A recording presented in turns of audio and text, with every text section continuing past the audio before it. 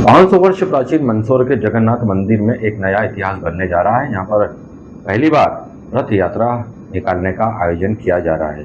16 जुलाई को यह रथ यात्रा निकाली जाएगी। इसके लिए रथ बनाने की प्रक्रिया शुरू हो चुकी है। विशेष लकड़ी से विशेष मुहूर्त में रथ निर्माण का काम शुरू हुआ। आइए देखते हैं इस संबंध में एक विशेष रिपोर्ट।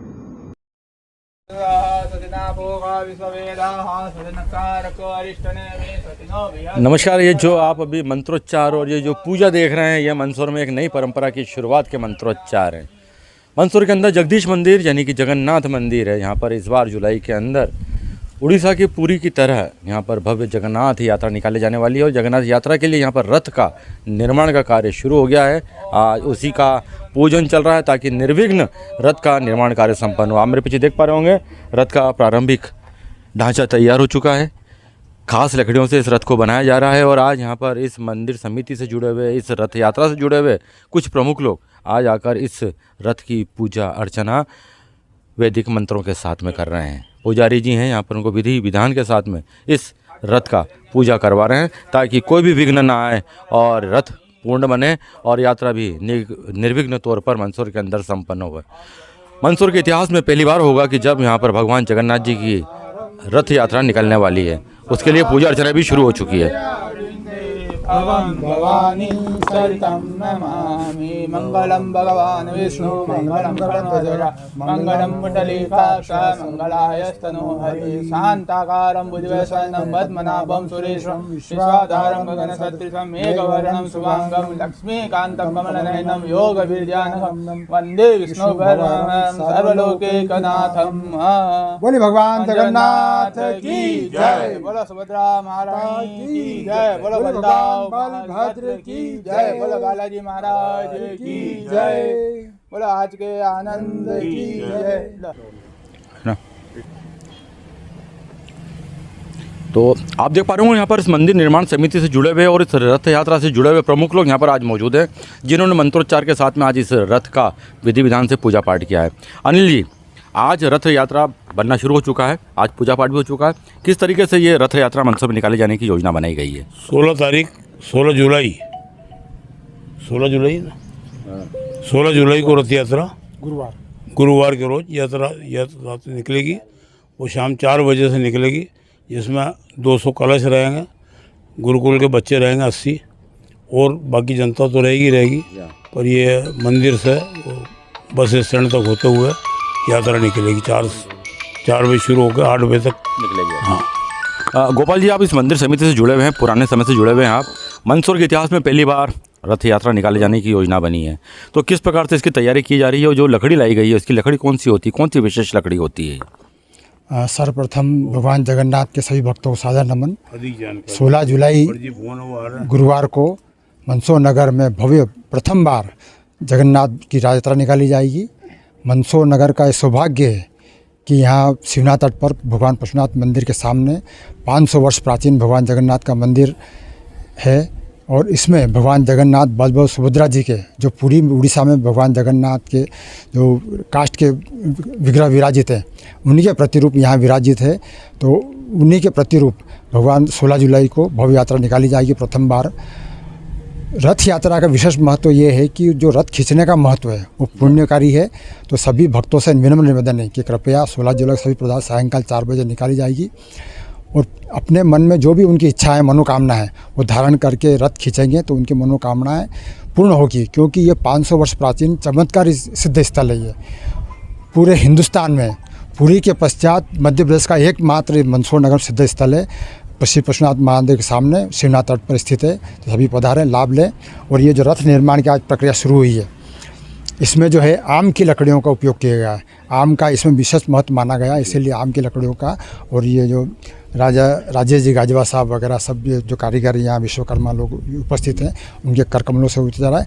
और इसमें जो मूर्तियाँ स्थापित होगी, वे पुरी में निर्माण चल रहा है उसका कार्य, तो वो पुरी से यहाँ लाई जाएगी और उनका विधिवत यहाँ जो स्थापन होगा उनका, तो उसकी भी जानकारी इसके बाद में समय दी जाएगी। जी बहुत धन्यवाद। इस प्रकार आप देख पा रहे होंगे रथ का निर्माण कार्य शुरू हो चुका है और इस रथ के ऊपर जो पवित्र मूर्तियां विराजी जाएंगी वो पुरी के अंदर बनना शुरू हो गई हैं।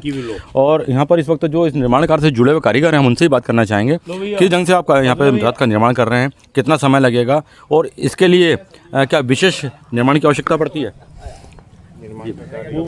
रथ लोग भाग अपना जितना भी निर्माण कार्य कर रहे हैं, तो ये कारपेंटर साहब ये है राजेश जी, परंतु थोड़ा सा उनको संकोच है, तो मैं थोड़ा सा विधिवत बता देता हूँ कि सबसे बड़ी बात तो एक सौभाग्य की बात होती है कि आप भगवान को बिठाकर उनको शहर में आप लोगों को दर्शन कराने जा रहे हैं। ऐसे महान रथ लोग गाड़ियाँ बनाते, टाटा बिरला की फैक्ट्रियाँ डालते, पर भगवान का रथ बहुमूल्य हाथों से ही बन सकता है और जिसको विश्वकर्मा का वरदान होगा वही ऐसे रथ के निर्माण में अपना सहयोग देता और तन मन धन से एक जान से सीमित दायरे में उस रथ का निर्माण करके भगवान को विराजित करने में अपना सहयोग देता।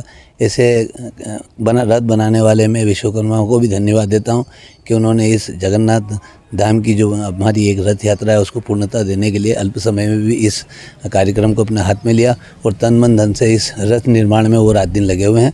माता मैं प्रार्थना करूँगा कि जगन्नाथ उनके इस प्रण को पूरा करें और समय विधि से हमें ये प्रदान कर दें। संजीव जी जो कि समिति के अध्यक्ष हैं, हमें इस निर्माण कार्य से जुड़ी हुई जानकारी प्रदान करेंगे, किस ढंग से निर्माण चल रहा है और अभी तक कितना हिस्सा बन चुका है और इसका स्वरूप क्या होगा इस रथ का? यहाँ पर इस रथ का सबसे महत्वपूर्ण जो पहला हिस्सा होता है उस रथ को चलाने के पहिए और उसकी बेस, तो उसमें सबसे पहले इसका स्ट्रक्चर ही महत्वपूर्ण रहता है क्योंकि इस पर जितनी भी लकड़ी लगेगी उसकी क्षमता और इसको खींचने के साथ इसका अपने को पुलिंग जो अपन खींच के ले जाए तो आसानी से ये एक जगह से दूसरी जगह तक चले, इसके लिए विशेष ध्यान रखा गया है। और उसमें हाईटेक पहिए और बेरिंग वगैरह का उपयोग करा था कि कहीं ढलान पे या कहीं मुड़ाव पे तो इसको आसानी से इधर ऑपरेट किया जाए, क्योंकि इसमें स्टीयरिंग की व्यवस्था तो रहती नहीं, भगवान को तो रथ को बिठाने के बाद तो हाथ से ही खींचना पड़ता है। तो इन कुशल कारीगरों ने उसका भी पूरा प्रयास किया कि जुगों जुगों तक ये रथ इसी तरीके से शहर में भ्रमण करे और आसानी से लोग इसको अपने नियत स्थान तक वापस ले पाएँ। तो ये लंबे समय तक चलेगा रथ ये बनने के बाद में? ये 17 साल भगवान की कृपा रही तो ये स्वर्ण और चांदी में भी बन सकता है, परंतु प्रथम प्रयास तो ऐसा ही है कि ये जब तक भगवान इसमें यात्रा करेंगे तब तक इसी की मान्यता रहेगी और लोग इसी से प्रेरणा लेके इसको और सुंदर बनाने का प्रयास करेंगे। तो इसमें जो स्तंभ वगैरह लगेंगे वो भी लगना बाकी है इसके अंदर? घर भी बनेगा, ऊपर की छत भी बनेगी और पीछे जाकर तीनों मूर्तियों को स्थापित करने के लिए नियत स्थान और मूर्ति की साइज वगैरह पूरी प्रॉपर्ली इनको दे दी गई है कि इतने बाय इतने में हमको ये विराजित करना है। उसके साथ जो उस रथ यात्रा में पुजारी और पंडित जी जो बैठेंगे, लोगों की सामग्रियां भगवान को भेंट करते वक्त उनकी आवश्यकता होती है, प्रसाद वितरण भी वो करते जाएंगे, तो उनकी बैठक की व्यवस्था भी इस रथ में रखी गई है। अन्य भक्तगण बाहर से ही दर्शन करेंगे और विशेष सामग्री के लिए भी आसपास थोड़ा सा एक स्पेस दिया गया है ताकि किसी को ध्वजा झंडा कोई मान पूजा की पर्ची चढ़ानी तो उसमें स्पेस रहेगा और बाकी सब गण आगे खींचेंगे और वैभव और इसका जो भव्यता है वो समय के अनुरूप सभी इसमें सहयोग करेंगे और उसमें अगर कहीं सुझाव भी आएंगे तो अगली यात्रा को उतनी सुविधाएँ हम बना सकेंगे। तो अभी जो रथ बनाया जा रहा है आपका ये, तो अभी लगभग कितने लोग चाहिए इसको खींचने के लिए? कम से कम कितने लोग लगेंगे अभी? 10 से 12 कुंटल के आसपास इसका अभी हमारे जहाँ तक है कि इतना वजन हो रहा है और इसके अंदर फिर और कुछ सामग्रियाँ बढ़ती जाएगी तो लगभग 15 कुंटल के आसपास इसका वजन रहेगा।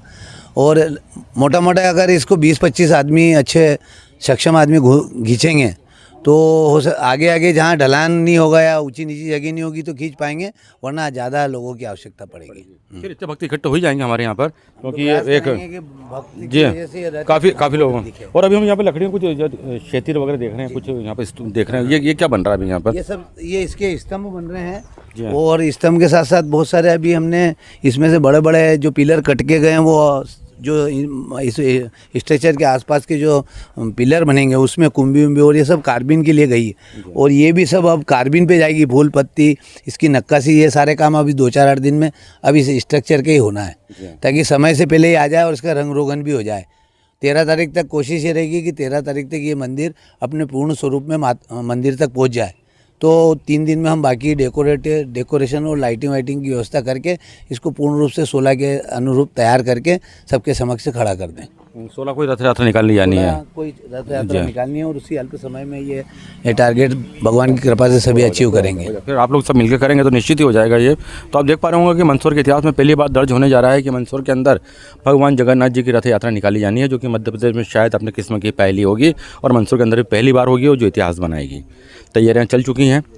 संजय जी का जो यहाँ के समिति का अध्यक्ष, उनका कहना है कि इनका लक्ष्य है कि 13 जुलाई तक इसका सारा निर्माण कार्य पूरा हो जाए, ताकि 16 तक बाकी जो साज श्रृंगार और जो अन्य उसके अंदर चीज़ें जोड़नी है वो जोड़ी जा सके, क्योंकि 16 जुलाई को शाम को 4 बजे से यहाँ पर यह भव्य जगन्नाथ जी की रथ यात्रा निकाली जाएगी, जिसकी तैयारियाँ चल चुकी हैं और समिति के सारे लोग यहाँ पर एकजुटता के साथ इस काम को भव्य रूप देने के लिए जुटे हुए हैं।